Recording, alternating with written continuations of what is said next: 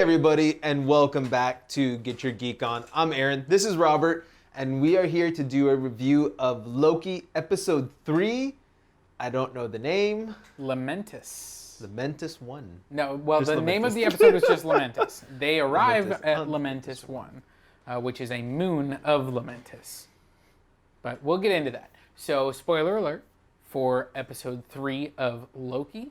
If you've been watching the series, let us know what you think in the comments down below. Don't forget to like, comment, subscribe, all that good stuff. But spoiler alert, we are going to be talking about Episode 3 of Loki, which really centers around Loki. I mean, he's in every episode, or every scene of this episode, except for the cold open. Yeah. And this is the first episode that spends the majority of its time away from the TVA. We get one quick scene in the TVA, and other than that, we're not there. Yep.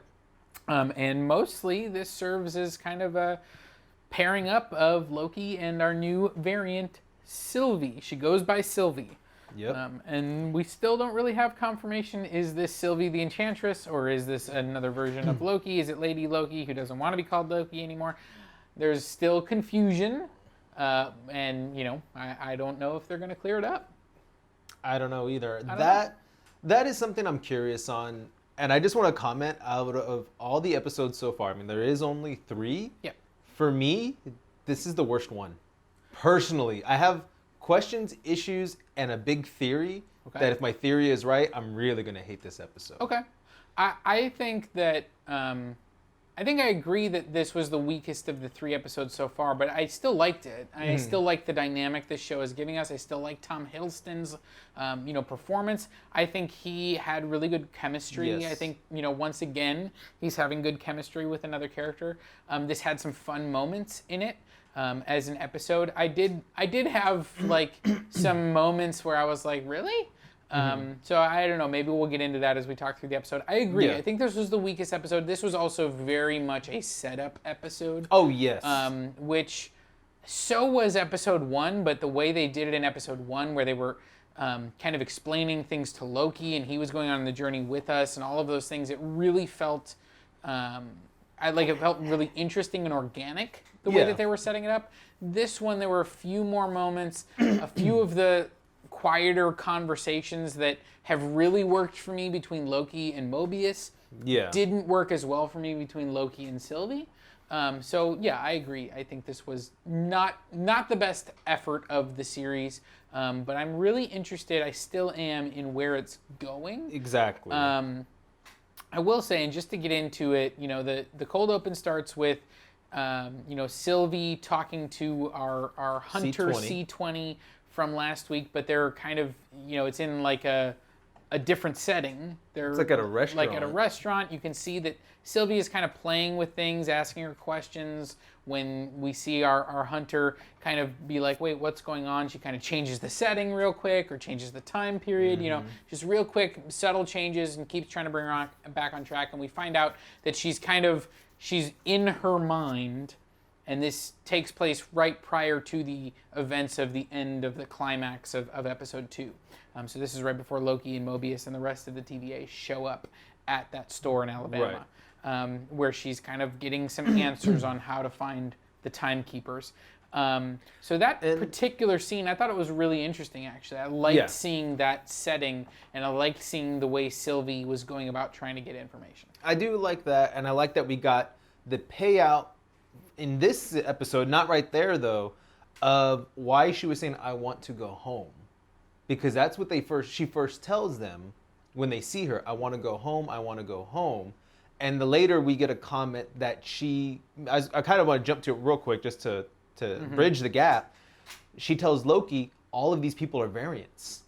So I think she opened up her memories to her old life, and now she wants to go home. She doesn't want to go back to the TVA. She wanted to go home, I think. I think now she remembers she's a variant. Right. And I think that now we have that little bug running around, you could say, or that little Easter egg somewhere running around of C20 and what's going to happen to her. And again, we're working with limited information, and we're working with what the characters are telling us. So, we have Mobius and Miss Minutes telling us that everyone at the TVA was created by the Timekeepers. Now we have Sylvie through this kind of interaction and then her conversation with Loki saying, no, everybody there is a variant. I don't know if it's maybe a mix between the two. Maybe. Like maybe some of them are variants. Maybe the hunters and the Minutemen are variants, but the analysts and the judges are not. Or Possibly. maybe they're all variants. I mean, there's a lot to play with. I think that makes sense, and I think kind of as we were questioning some of the things going on with Mobius and what he was like and things like that, I think it could make sense that he is a former variant. Yeah. Who's now, had his memory wiped and has been doing this. Which comes back to my theory of the rings, too. Yeah. That keeps getting wiped and coming back. So I think it definitely, it tracks with that theory. I'm just not sure that we can trust that everyone at the TVA is a variant, which is what we're told by Sylvie. But I do think definitely some of them are, with, possibly also including Mobius. And I thought that was really interesting, and it's another piece of the puzzle for Loki as he's putting together what's going on. And I like it because, for me personally, it ties back to my theory of the rings, and that maybe every time this Mobius dies, she goes and grabs another one that's already outside of time, brings him in and replaces him. Yeah. Because that would be kind of cool, like, oh, you're sadistic. Like, every time one dies, you're like, oh, well, I'll just go grab another one from this timeline. Yeah, maybe. And then reset the timeline. So I'm curious about that. I did like that cold opening. I think you were right. I think that's a really good scene. And then we move on to basically right where episode 2 left off. Yeah. The Minutemen are running through the portals, and she comes through her portal with Loki shortly following suit. Which I think the end of episode 2 made it seem like she left it open on purpose to see if Loki would follow through. And this one definitely, by the time Loki gets there, you can tell she's like, oh, you're not supposed to be here. Yeah. So it did kind of, I was like, wait, so those doorways just stay open for an extended period of time like that? Okay. All right, whatever. So yeah, she comes through. Loki follows her through. I do like that moment where she tries to use her magic. It doesn't work. Oh yeah, because she's in the TVA and she's like, oh, and then she just kicks butt. Prunes a couple of the guards of the Minutemen, and just when she's about to get in, Loki shows up. He had grabbed his knives from the locker. We see him look at the locker. They were stored there by Hunter B-15 in the last episode. So he shows up with his knives. He and Sylvie have a little bit of a battle, a little bit of a verbal spar, a little bit of a physical fight. His knives make a mysterious disappearance, which I know you're not a fan of.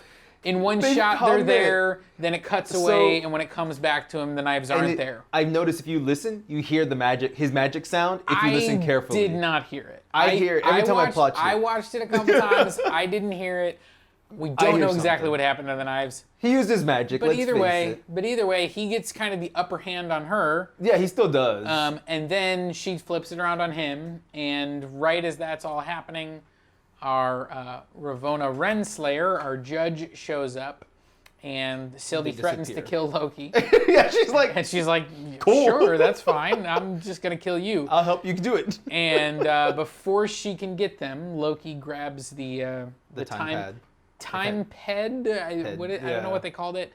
Basically, the thing that opens the doorways. Yeah. And goes to the first destination he pulls up, which happens to be an apocalypse, because that's where Sylvie's been hiding. Yeah. And it happens to be this one on Lamentis 1, which is a moon that is about to have a planet crash into it and explode everything. Exactly. So that's fun. And I want to comment, like, that whole hall scene, I didn't like it, to be honest.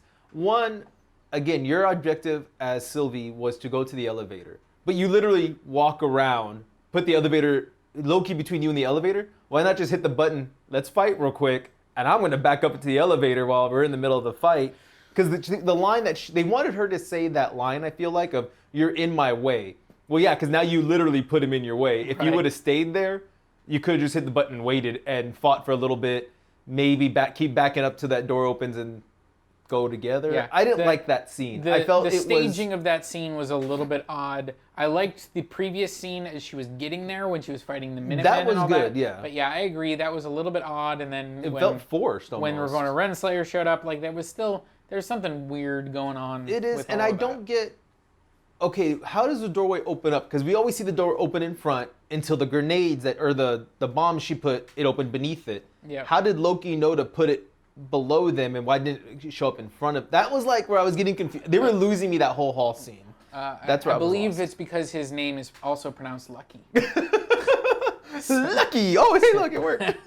But yeah, I mean, once they get to the planet, the episode is picked up a very little- hit or miss. Yeah, a little bit. But yeah. I like their kind of dynamic going back and forth where they both, like Loki, now that he's off of the TVA, he starts using his magic left and right. Oh, yeah. He, uses magic to kind of disappear, get behind her, attack her. He uses magic to hide the tempad, and so now she doesn't know where it is, and so she's got to keep him alive because she needs that. He's got to keep her alive because he actually doesn't really know how to recharge this tempad, which has now lost its charge. Yeah. So, And this is, I agree with you. This whole part from this part forward is hit and miss, except for the train scene where after they've had their conversation and he's already drunk. That was where the scene picked back up for me. Actually the whole train scene, I'll admit. The moment where they sit down, they start talking about their mothers and all of that. That whole part's where it picked up for me. And then I did like the singing and all that. yeah, But I liked the scene with the woman in like the trailer thing. I thought that was fun. it was a fun one. But And I liked Loki doing his trying to trick her or whatever, and she just blasts him too. It was Never like I seen knew it was anything coming, that but nice in 30 years. I still liked it. I did too, but my whole question was, why did we not try to use whatever power she had to charge it just a little bit? Like, they comment they need a lot of power. Yeah. That gun knocked 2 gods off their feet. That's pretty powerful, I would say. Yeah, I mean, it was, again, there was a lot of questions about what do you actually need for a power source in order to power this thing? Yeah. And Sylvie, is under the impression, and she's been using it because she's been hopping around, so she would know that it takes a very significant power source. But my question for that also is, why would you even have this apocalypse programmed in? I understand you need to hide in apocalypses, but why do you even have this one? And if you do, why isn't it like putting you out right next to whatever power source you need? Like It is odd. It was weird. Everything is setting up so they have these conversations, they have this. Right. And So that's they why have to get on the train. They have to, And that's why I felt everything was just so forced. Like, I'm forcing this to Yeah, happen. a little I'm bit. forcing like I said, the time pad to pull up down here. Like you said, not to have the power. And you're telling me, okay, I get it. Like, everything needs a certain amount of voltage to power up to full. You just needed to do one jump, technically, back to the TVA. Well, I don't think. The thing is, I think as a collection of scenes, almost every scene in this episode was good, but as a whole episode, it didn't string together, and it did feel forced at times. I did like their conversation about the moms and about what love is and all that. Again, I liked all of that, but it did feel kind of out of place. It did. With everything going on. Like it came up very inorganically is how it felt to me. Same, and I agree with you 100%. I think if that was somewhere else in another episode, maybe that would fit. Or if this was just a little teaser, I would have been happy with it, maybe. Because I really felt they were also trying to make this, like, don't forget his brother is Thor, because you get the whole drink the glass, slam it, I want another one, which is a callback to the original Thor movie, where he takes the coffee or something, he drinks it, he's like, I like it, and he smashes the glass, I want another one. Loki does the same thing here. Yeah. So I feel like they were just like, oh, we want Loki to do it now, to show that they're brothers, they both do this kind of thing. Like, I felt that's what they were trying to lead to. But I will say this, Tom Hiddleston's voice for singing was pretty darn good. And he's, I looked it up, he's actually singing Nigerian, I believe. I'm sorry, Norwegian. Norwegian. Yeah, Norwegian. And it's a very beautiful song. I actually was looking for the actual English version of the lyrics because he's singing it. And when you pull up captions, it actually reads Asgardian. Yeah, it does. Because I was curious, I was like, what is it? Let's see if I can find the language. And it says Asgardian. And I liked it, though, because it's talking about someone waiting and walking through, like, when he stops and tells everyone to, like, shh, and he goes, like, to the sadder part of the song, he talks about the woman leaving, and she's going across a glacier and an empty forest, and then when she sings, come home, and then it goes back to that chorus part. But I thought that he did a fantastic job singing that, because, hell, I would never have been able to do that. But, again, why is this one guy watching Loki and is like, this is just not right. I'm going to get a guard. I don't get what was the big deal? everybody obviously was drunk on there at that point. Except this one guy who's sitting here who's the old... He reminds me of, what's that joke from Family Guy? Buzz Killington. I don't know if you ever watched Family Guy. Yes. That's who that guy was, I felt like, was Buzz Killington. He's like, oh, they're having too much fun. I'm going to call the security guards. Yep. Which at the same time, I didn't care for the security guards around all of this because these people were so far away from the ship and you're telling me the planet's going to blow up. You have no way of getting on that train too. Are you really going to like stop people from getting on that train when I think self-preservation for myself would kick in and like, I think I might disobey an order now because I don't feel like dying for no reason. I don't know. I mean, it's interesting because it's similar to like something like the Titanic, where it's like this is an imminent disaster. Everybody's about to die. Everybody knows they're about to die, and it's very classist. Like the rich people are getting on, and they comment that, and the poor people aren't. Yeah, and like that makes a lot of sense, and I get it. But yeah, there could definitely be some breakdowns within that. I would love to have seen that. I think that again, that whole scene just didn't really work for me. Like I liked the singing once again, but it did feel like everything that happened on the train felt like, okay, why is this fight scene happening? And then I know Loki was full, which by the way is my new favorite way to describe being drunk. He's full. I'm gonna do that next time. Full. I'm gonna do that next time I'm drunk. I'm just full, guys. But he, fireworks. He was like really bad at fighting.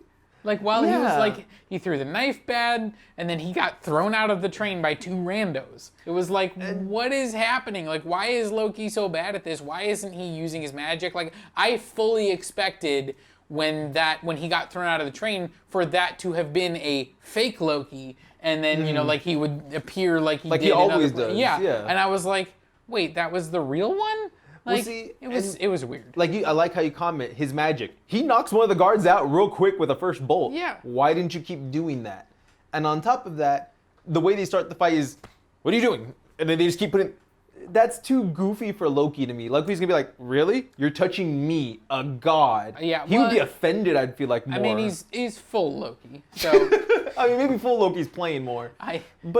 But yeah. He still has super strength. He's still a god. Yeah, and we also just saw Sylvie kick a bunch of Minutemen's butt, and she, gets chokeholded at one point.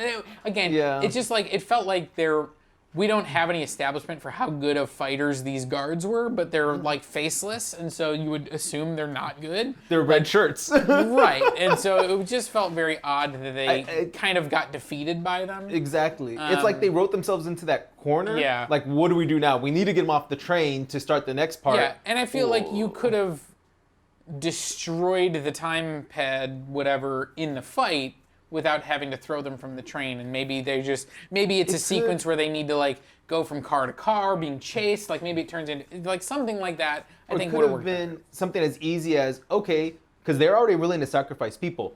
Pull the pin out, buy that part of the train.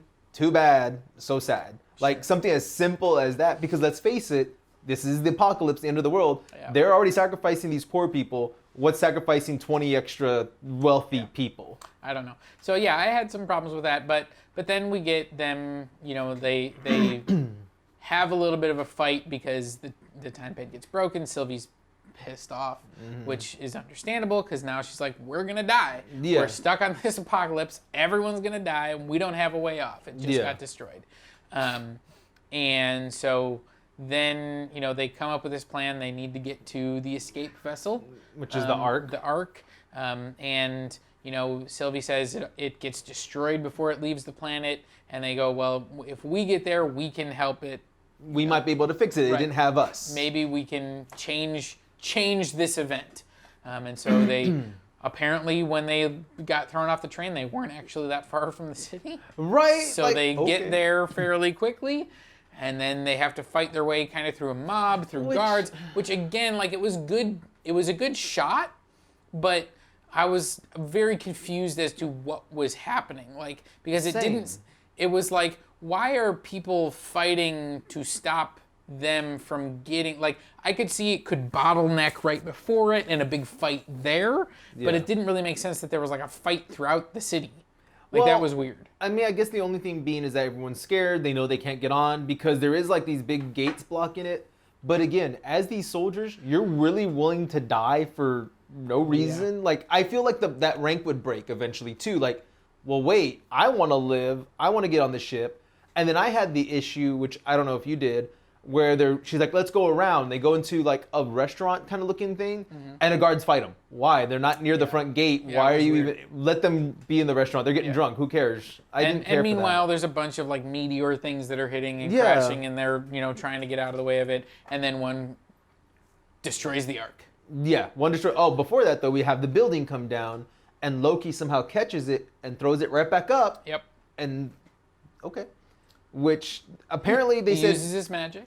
Well, and yeah, they said in the Dark World he has shown that he has telekinesis actually, and by destroying the room he was in, they said that was actually telekinesis magic that he was using or something like that. So maybe it was that magic, and he was able to throw it right back up because they've never shown him do it. We have seen him like throw energy bursts like at people and stuff. Like we've even seen it in this show, but they didn't show it. Like normally there's a burst of green, like his magic. Yeah. There was no magic. It was just kind of like a... It pauses for a moment too, and it's not like it was like if it moved right back, okay. Yeah. But it paused and then went back up. So I think that's pretty much the episode. Yeah. So I have a theory, and I'm interested to know if it's a similar theory to yours. Okay, you go first then. Okay. So midway, like at a early portion of the episode, when they first get to this Lamentis 1. Yeah. And they're kind of, they've had a little bit of back and forth. Tom Hiddleston, Loki is kind of relaxed, and we see Sylvie try to mind control him. Right. And basically, it turns off into a standstill. He's like, you can't mind control me, I'm too strong. I think she did. Mm-hmm. I think she did mind control him. Mm-hmm. And I think everything that happens from that point forward, some of it's real and some of it's not. Mm-hmm. And I think that, one of the things, because later in the episode she explains a little bit of how that works, and for people that are weak-minded, it's really simple and she can just do it, but for people that are strong-minded, she kind of shares their mind with them. They're still there, but she's kind of directing them using their memories to, help. And so I think she has accessed a part of Loki that wants to be heroic and wants to be the hero and wants to do those things, and I think she is semi-controlling him. Okay. While some of these events I think are happening, but I don't necessarily think they all are. Okay. Mine's very similar, but mine's a little bit different. Okay. So one, I'm wondering if it's one of the stones. Loki was looking in the drawer. Mm-hmm. He was picking up stones and messing with them and leaving them, possibly leaving them. He's also good at what do you call it? Sleight of hand. Thank you. I'm wondering, he is with his magic. We don't know how good he is in the TVA. No, except he maybe it was the knives. Maybe that's what he did with the knives. No, that's where they went. We saw him. But wait. We also saw him pickpocket Mobius. Mobius, yes. Mobius, sorry. We did with the little. He could possibly take a stone.